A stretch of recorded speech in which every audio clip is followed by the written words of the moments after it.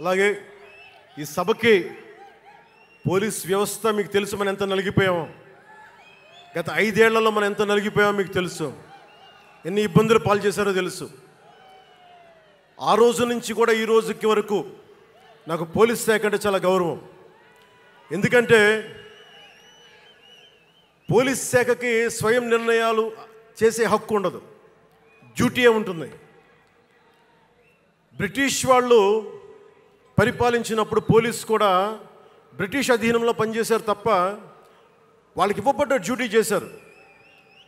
భగత్ సింగ్ని కొట్టమంటే కొట్టారు, జైల్లో పెట్టమంటే పెట్టారు, గాంధీ గారిని లాక్కెళ్ళిపోమంటే లాక్కెళ్ళిపోయారు. వాళ్ళు చేయకపోతే అది డ్యూటీకి విరుద్ధం అవుతుంది, చేయక తప్పదు. మరి అదే పోలీస్ ఆ రోజున వచ్చారు. స్వాతంత్రం వచ్చిన తర్వాత మిలిటరీ కూడా అంతే. అందుకనే నాకు పోలీస్ శాఖ మీద ఎప్పుడు వ్యక్తిగతంగా కోపం ఉండదు, ఏదో కొద్దిమంది వ్యక్తులు ఎక్కువ చేస్తే తప్ప. అలాగా ఈ రోజున చాలా గొప్పగా నిలబడ్డ, సహకరించిన పోలీస్ అధిపతి డీజీపీ గారికి, కాకినాడ జిల్లా ఎస్పీ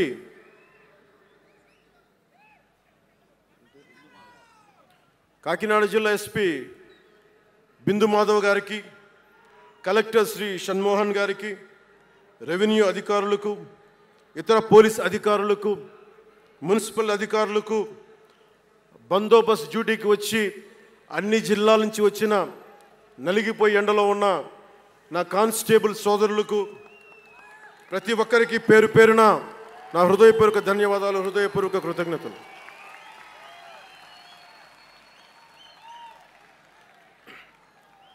నా ఇష్టం, నా కోరిక ఎప్పుడూ సగటు మనిషిగా ఉండటమే. తన పని తను చేసుకుంటూ ఉండటం, ఎవరి జోలికి వెళ్లకుండా ఉండటం, బతికేయడం, తన కుటుంబం వరకు జీవితాన్ని కుదించడం, సగటు మధ్యతరగతి మనిషిగా బతకాలనేది నా కోరిక చిన్నప్పటి నుంచి. మా నాన్న కోరిక ఏంటంటే, నేను ఇంటర్ చదువుతున్నప్పుడు, అరే నేను డిగ్రీ చదవలేకపోయి, నువ్వు డిగ్రీ చదివి కనీసం నువ్వు ఎస్ఐగా సెలెక్ట్ అయితే నువ్వు కనీసం డిఎస్పీ కంటే కొంచెం పై ర్యాంక్లో నువ్వు రిటైర్ అవుతారు అని చెప్పాడు మా నాన్న. దురదృష్టవశాత్తు నేను డిగ్రీ చేయలేకపోయా. కానీ నేను అంటే నాకు అంతకుమించి కోరికలు లేవు, అది చెప్పడానికి నా ఉద్దేశం. చాలా చిన్న జీవితాలు మాయి. మా అన్నయ్య గారు ఏదో పొరపాటు యాక్టర్ అయిపోయారు తప్ప నాకు రావాలి నేను ఎప్పుడు అనుకోలే. అదే నెల్లూరులో, అదే ఫతేఖాన్పేటలో చిన్న ఇంట్లో ఇంకొక మామిడి మొక్క ఉంటే బాగుంటుంది అనుకున్న కోరిక తప్ప కోట్లు సంపాదించాలి, పేరు రావాలని ఎప్పుడు ఆశించాల. సో నన్ను ఎలా పెంచారు మా ఇంట్లో అంటే మీరు ఆశ్చర్యపోతారు. మొన్న నా friend Anand Sai TTD board సభ్యుడిగా నియమితులయ్యారు. అతను చెప్తా ఉన్నాడు నాకు ఈ మధ్యన, నన్ను ఎలా పెంచారంటే మా ఇంట్లో అతని ఆనంద్ సాయి మాటల్లో, చిన్న తంబి అని తమిళ సినిమా ఉంటుంది, మన తెలుగులో చంటి అని సినిమా తీశారు. చిన్న తంబి కదా ఆనంద్, అవునా? అందులో హీరోయిన్ని ఎలా పెంచుతారు ఇంట్లో నుంచి బయటికి వెళ్ళకుండా, చంటిలో హీరోయిన్ మీనాని ఎలా పెంచారు ఇంట్లో నుంచి బయటికి వెళ్ళకుండా, మా ఇంట్లో నన్ను అలా పెంచారు. వీడి బయటికి వెళ్తే ఏమైపోతాడో, సున్నితమైన వ్యక్తి, వీడికి ఆస్తమా ఉంది, వీడికి ఇలాంటి పరిస్థితుల్లో నన్ను ఇంట్లో నుంచి కదలనివ్వకుండా, ఎక్కడికి వెళ్ళనివ్వకుండా, ఎక్కడికన్నా బయటికి వెళ్తే పంపించారు. ఒకరోజు చెన్నైలో నేను అన్నానగర్లో కంప్యూటర్ ప్రోగ్రామింగ్ కోర్స్ చేసేవాడిని 1 సంవత్సరం పాటు. ఆ ప్రోగ్రామ్ ఫైనల్ చేసే పరిస్థితుల్లో టైం 10:30 అయింది, 10:30 రాత్రి. ఇంటికి వెళ్ళడం గంట లేట్ అయింది. అంటే మనం సాయంత్రం 6 గంటలకల్లా వెళ్ళిపోవాలి. ఆ రోజు 10:30కి వెళ్తే చెప్పా పెట్టకుండా, అంటే మన కొంచెం లేట్ అయింది ఎగ్జామ్స్ వల్ల. ఇంటికి వెళ్ళేటప్పటికి ఎలా ఉంది అంటే, ఇంట్లో ఆడపిల్ల వెళ్ళిపోతే ఇల్లు ఎలా ఉంటుందో, 10:30కి నేను ఇంటికి వెళ్తే మా అన్నయ్య షూటింగ్ నుంచి క్యాన్సిల్ చేసుకుని వచ్చేస్తా ఉన్నారు.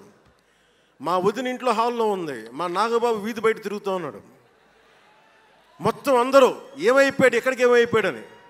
నేను ఎగ్జామ్ రాసి వస్తున్నాను, బస్సులు దొరకలేదు, నాకు 2 బస్సులు మారి రావాలని చెప్పాను. నాకు కార్లు లేవు ఆ టైంలో. అంటే అలాంటి నన్ను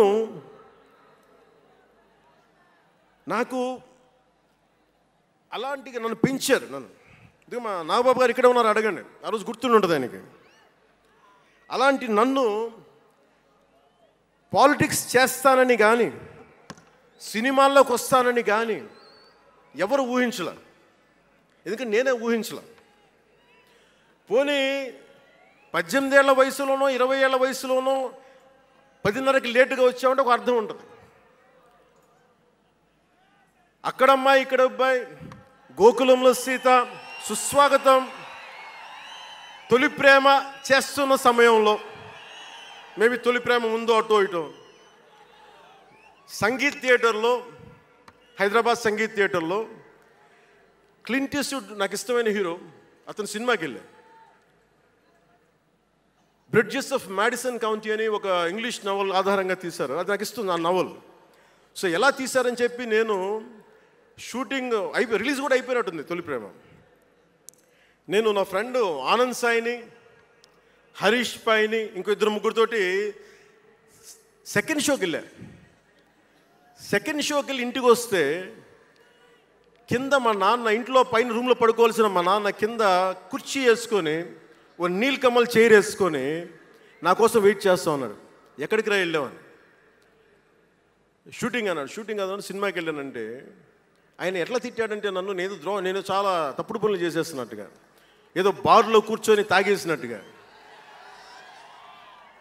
నేను అప్పటికి కొంచెం గుండె ధైర్యం తెచ్చుకొని చెప్పాను. అక్కడ మా నాన్నంటే భయం, చిన్నప్పుడు చాలా కొట్టేవాడు మా నాన్న మమ్మల్ని. ఆ భయం నన్ను కొట్టింది తక్కువ కానీ మా అన్నయ్యని కొట్టింది ఎక్కువ. సో యముడికి మొగుళ్ళలో ప్రసాద్ బాబు ఉంటాడు. చిరంజీవి గారు పక్క వ్యక్తిని కొడితే ఇతను లైన్లోకి వచ్చేస్తాడు. నేను డిసిప్లిన్లోకి వచ్చాను. అట్లాగే వీళ్ళని కొడితే నేను డిసిప్లిన్లోకి వచ్చాను. నాకు ఆయన కొట్టక్కర్లేదు, నేను డిసిప్లిన్గా ఉంటాను. సో నాకు మా నాన్న చూడగానే భయం వేసింది. కొడతాడా గబుక్కున బాగుండదేమో అనుకునేవాడిని.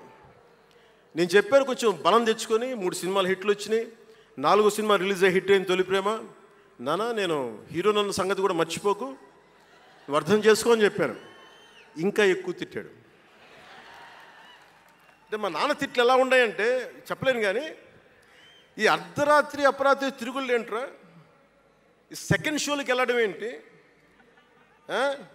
ఏదో హీరో అయ్యావు అయితే అన్ని హెల్ప్ చేసేస్తావా అని తల ఉంచుకొని పైకి వెళ్ళిపోయాడు. అంటే అలాంటి నేను ఇన్ని కోట్ల మందికి సంబంధించిన పాలిటిక్స్ చేయాలంటే భగవంతుడు రాసిన రాత కాకపోతే నేను కోరుకున్నదా కాదు అది. అలాంటి వాతావరణంలో పెరిగిన నేను ఈ సినిమాలు ఏంటో, ఈ పాలిటిక్స్ ఏంటో, పార్టీ పెట్టడం ఏంటో అని అనుకుంటే అంటే ఇందాక ఎందుకు బయటికి వెళ్ళానంటే ఇవన్నీ ఆలోచిస్తున్నా. ఇదంతా భగవంతుడు మాయ తప్ప నాది కాదు నాకు తెలుసు. అలాంటి జీవితానికి దారి ఏర్పరిచింది, ప్రజా సమస్యలపై నిలబడేలా చేసింది, పార్టీ పెట్టనిచ్చింది నాలోని భావ తీవ్రత. పార్టీ పెట్టనిచ్చింది భావ తీవ్రత. పుస్తక పఠనం, డబ్బులు సంపాదించాక ఖర్చు పెట్టనంటే ఎలా కుదరదో, వద్దనుకున్న ఏదోలా ఖర్చు అయిపోతాయి. అలాగా కొంత జ్ఞానం వచ్చాక, కొంత చదివాక, కొంత చెయ్యగలిగే సత్తా ఉన్నాక నేను ఊరికనే కూర్చుంటాను, నేను ఏమి చెయ్యనంటే జీవితం అలా ఉండనివ్వదు. అలాంటి నన్ను ఏదో సాటర్డే సండే షూటింగ్ ప్రాక్టీస్కి వెళ్ళి మెడ్రాస్ రైఫిల్ క్లబ్లో, మార్నింగ్ లయలో కాలేజీలో జాగింగ్ చేసుకొని, ఇంటికి వచ్చి పుస్తకాలు చదువుకొని, మా వదినకి ఏదైనా అవసరమైతే పనులు చేసి పెట్టి, ఇలాంటి నేను సగటు మనిషి, మధ్యతరగతి మనిషి, అంతకుమించి వేరే పట్ల. పనగల్ పార్క్ వెళ్ళి కూరగాయలు తీసుకురావడం, వంకాయ ఎంత, తక్కాలి ఎంత, అంటే మన ఉల్లిపాయలు వంకాయలు ఎంత అని ఇట్లాంటివి తీసుకొచ్చేవాడిని. నెల్లూరులో పెద్ద బజారు వచ్చి, మన పెద్ద బజారు చిన్న బజారుకి వెళ్ళి ఇంటికి కావాల్సిన సామాన్లు తీసుకొచ్చేవాడిని. నాకు అంతకుమించి జీవితాన్ని కోరుకోలేదు నేను. అలాంటిది నేను యాక్టర్ అయ్యాను, ఈరోజున పొలిటికల్ లీడర్ అయ్యాను, దేశమంతా గుర్తించే అయ్యానంటే ఇది ఏది కూడా నేను కోరుకుంది కాదు, నాకు ఇవ్వబడింది. అందుకే నేను కర్మే చేస్తాను, నేను ఫలితం ఆశించను.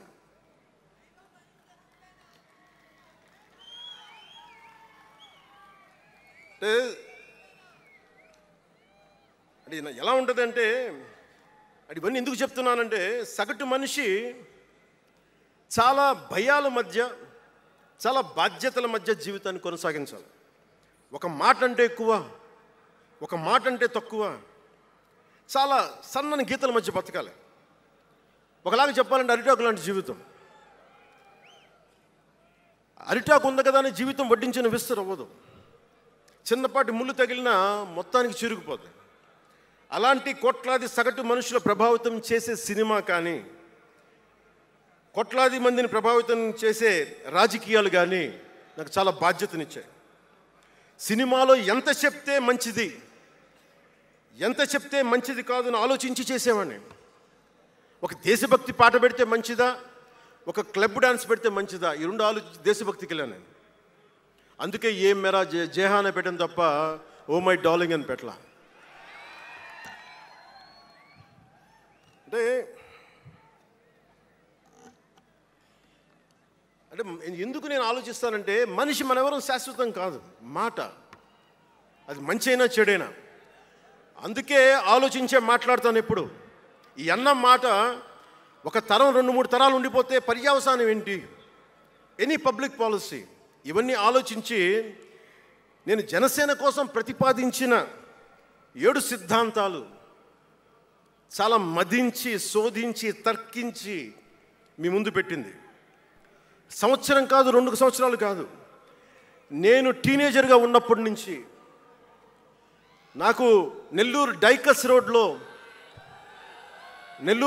రోడ్లో డాక్టర్ కరీముల్లా గారు నాకు ఆస్తమాకు వచ్చినప్పుడల్లా నాకు డెర్ఫ్లిన్ ఇంజెక్షన్ ఇచ్చేవాళ్ళు.